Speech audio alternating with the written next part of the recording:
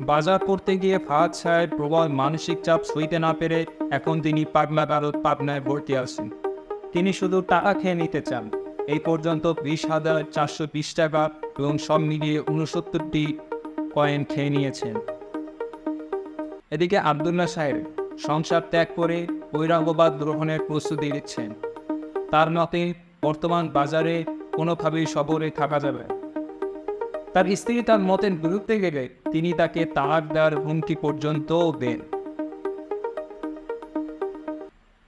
এরপর থেকে নাকি তার স্ত্রী তার সাথে কথা বলে না এবং তার সাথে রাতে ঘুমায় না।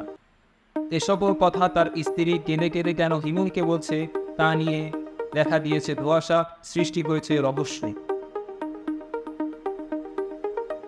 এদিকে জানা গেছে বাজার সমিতির সদস্যরা খাদ্য অধিদপ্তরের প্রত্যেক কর্মীকে 5 লিটার তেল দিয়ে নিয়মিত ভালো করে মালিশ করে দিচ্ছেন। তাই তারা বাজার দর নিয়ন্ত্রণে তৎপরতা দেখাচ্ছেন না।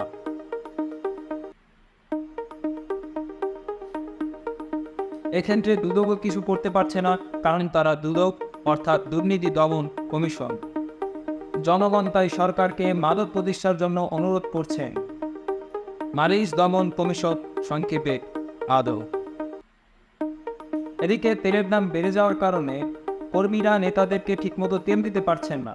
তাই রাজনৈতিক অঙ্গনে দেখা দিয়েছে অস্থিরতা। আসন্ন কোরবানির ঈদে চাহিদার ঊর্ধ্বমুখিতা লক্ষ্য করে কিছু অসাধু ব্যবসায়ী বাজার দর অনেক বাড়িয়ে দিয়েছে। জানা গেছে প্রতি একক পণ্যে পরে 30 থেকে 40 টাকা বাড়িয়ে দেওয়া হয়েছে। আসন্ন কোরবানির ঈদে কোনো পণ্যের দাম বাড়ানো হয়নি, বরং প্রতি একক পণ্যে গড়ে 5 থেকে 6 টাকা কমিয়ে দেওয়া হয়েছে। দুঃখিত, আমাদের খাদ্যমন্ত্রী যখন পাকিস্তানের খাদ্যমন্ত্রীর সাথে একটা বিশেষ আলাপগত অবস্থায় ছিলেন, তখন আমাদের খবরগুলো এলোমেলো হয়ে যায়। আমাদের বাজার ব্যবস্থা কোন দিকে যাচ্ছে বলে আপনার মনে হয় কমেন্ট বক্সে বলে যাবেন। অনেকেই বলছেন বাজার করতে গেলে নাকি তাদের ব্যাংক ভরে না। এখন আর বাজার করতে গেলে ব্যাগের প্রয়োজন হয় না। তাই যখন আপনি বাজার করতে যাবেন তখন রোদ থেকে বাঁচার জন্য বাজারের ব্যাগটি মাথায় দিয়ে যেতে পারে এর মতো।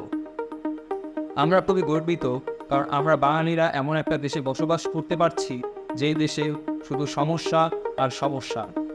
এখানে আপনি দুর্নীতি এবং অসততা ছাড়া আর কোনো কিছুই খুঁজে পাবেন না। বাঙালিরা বীরের জাতি, তারা সমস্যাকে কাঁধে রেখে চলতে পছন্দ করে।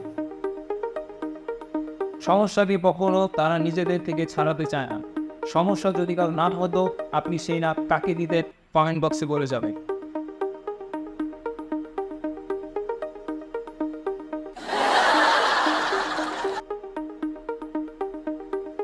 এখন করতে হবে নতুন কোনো সমস্যা তৈরি করার জন্য। সেই পর্যন্ত ভালো থাকবেন।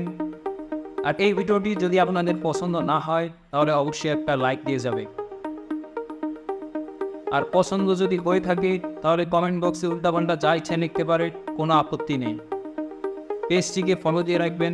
যদি ফলো বাটন না থাকে সাবস্ক্রাইব করে রাখবেন, সাবস্ক্রাইব বাটন না থাকলে ফলো করে রাখবেন।